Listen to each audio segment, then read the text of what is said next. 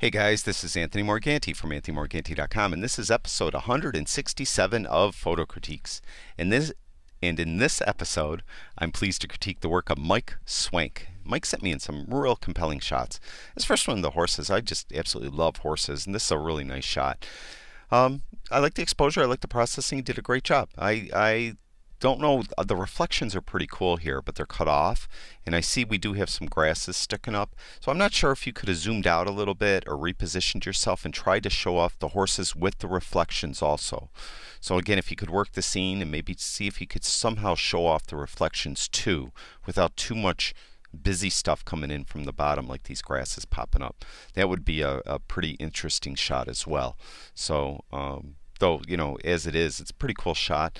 Light was okay. I mean, you know, you get what you get with the light, but it looks like you did a nice job of controlling the light. It was a tiny bit harsh, but it looks good.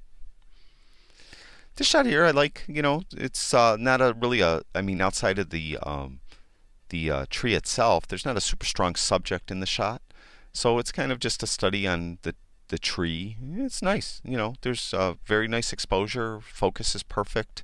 Was at f11, so we have real nice depth of field. So technically very well done. This shot here I like the idea. We have this bridge going across the frame in the back. We have a beautiful sky. The water is fantastic. 20-second exposure really smoothed it out like this, and we have this these nice reflections in the water. The sensor spots are gone if there were any. Looks like he got them all. The only thing I could suggest, we have these rocks here are very dark, and as we come over to the histogram and I hover, you see there's some absolute black in there. It's not too bad, but overall it's pretty dark, and I would suggest you open up the shadows a little bit so we could show a little detail in the rocks. Now it did brighten up the picture slightly. You can see before and after.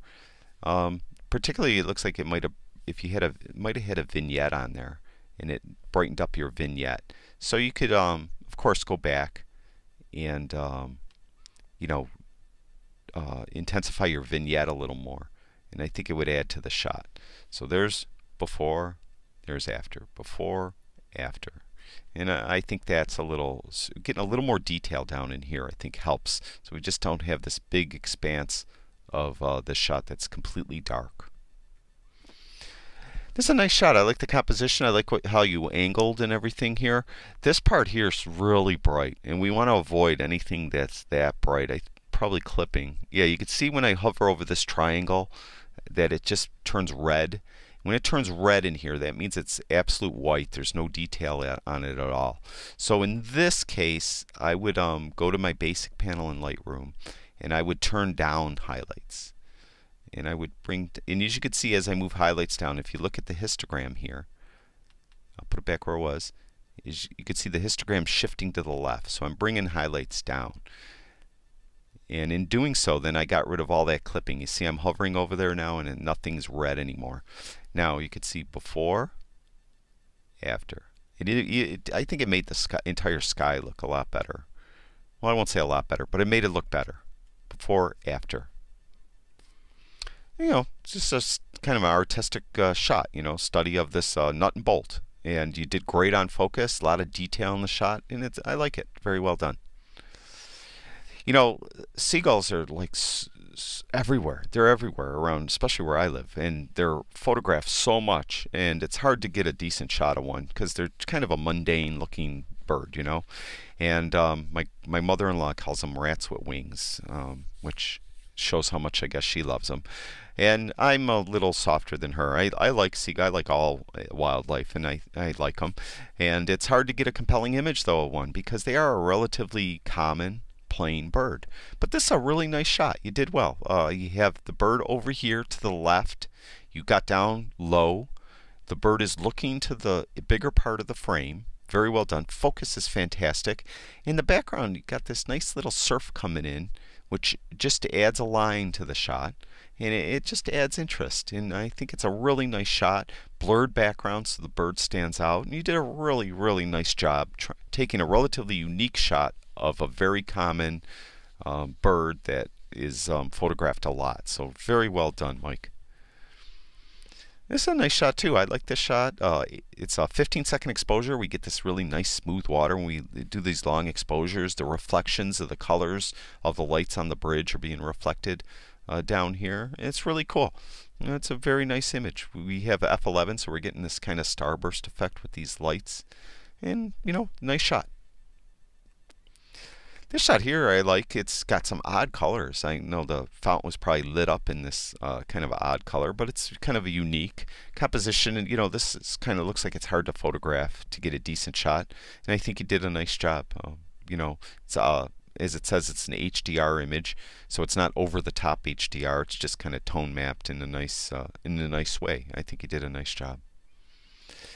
This shot here, if you're into motorcycles, I'm sure this, motorcycle looks really interesting to most people that are in them.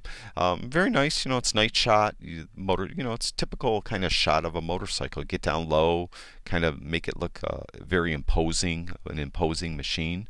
And Mike, you did a great job on that. This shot here I like a lot. The only thing that I could say, now it's 13 seconds, f7.1, which is fine. Exposure is fine all back here. Yeah, perfect water, very nice. It's kind of a foggy evening. Cool. But I would say that about a third of the frame is a little too dark.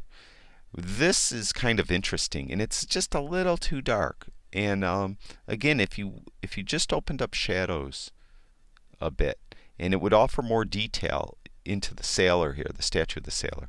And I think it balances the shot too, whereas this part in the before is so dark, and then this part's brighter. It's a good contrast, but it's kind of unbalanced, especially when we want to look at him. So if we brighten him up a little bit, it kind of, I think, balances the shot a little bit. If you didn't want all this bright, you could use a brush and try to brighten him up with the brush. That might work too. What the heck, we'll try it. So we get a brush, and I turn exposure up. Just have exposure up for now, so we don't have to worry about shadows, turning shadows up. Let's just turn exposure up. Now I'm going to do it real fast. I suggest you take your time if you want to do something like this, and do it so that you're not really spilling over into other areas. See, like I just did. I spilled over down in here.